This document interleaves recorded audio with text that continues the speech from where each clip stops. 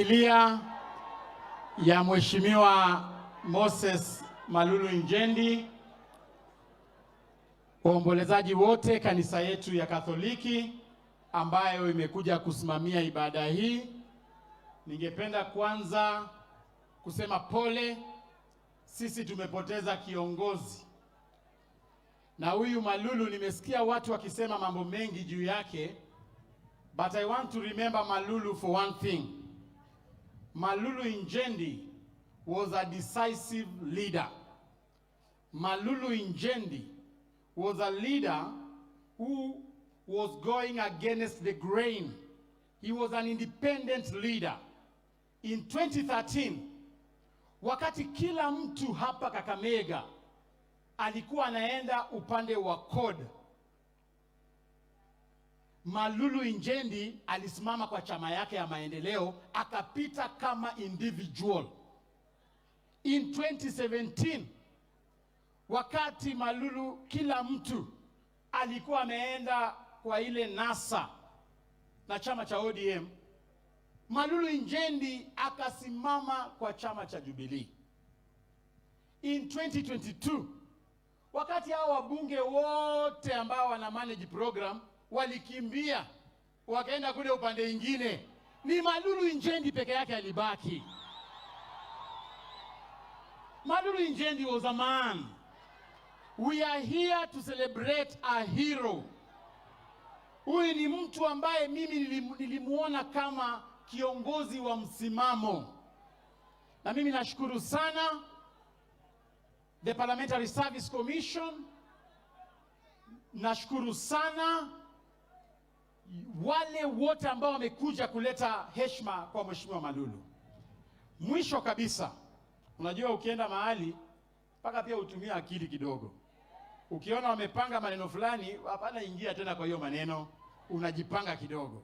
So mimi sitasema siasa, lakini kwa niaba ya Malulu Injendi ningependa, na unajua nimesikia watu wakiimba hapa, kwa Kiswahili tunasema mgawa muue lakini haki umpe. Ukweli wa maneno, Mheshimiwa Rais wa Jamhuri ya Kenya amesimama na familia hii na alikuwa rafiki wa dhati wa Malulu. Hii maneno mnaona ni yeye amefanya. So kwa hiyo urafiki ya Malulu na Mheshimiwa Rais, ningependa tu Mheshimiwa Rais kesho akikuja, tafadhali, tuliona kule Mumias, Mheshimiwa Rais juzi vile ulikuja, ulipeana bonus kwa wakulima wa miwa wa kule Mumias. Kwa heshima ya watu wa Kabaras. Wakabaras ndio wanapanda miwa kwa wingi hapa Western Region.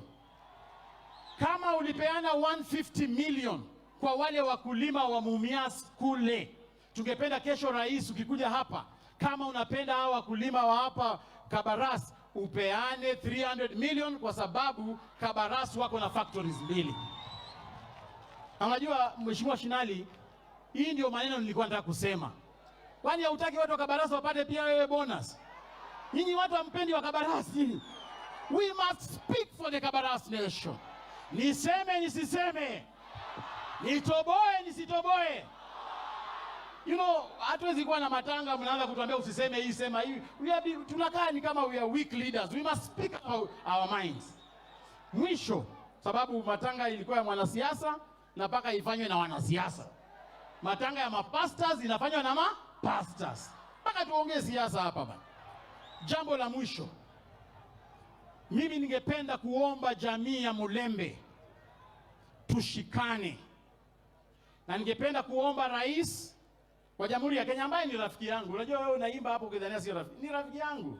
Ningependa kumuomba kwamba kesho akija hapa, ni vizuri ajue kwamba wakati wa kufanya maendeleo na siasa atafautishe kati ya Western Region na Nyanza Region. Kwa sababu sisi wakati ya kupiga kura, sisi ndio tunapiga kura. Wale jamaa wapige kura. Wakati ya maendeleo inaenda kule, sisi tunanyimwa maendeleo hapa. Ningependa Rais akija hapa kesho aambiwe kwamba wakati wale watu wa Azimio walikuwa na campaign, hapa Kakamega walituambia kwamba watapatia mtoto wetu Oparanya awe Minister of Finance.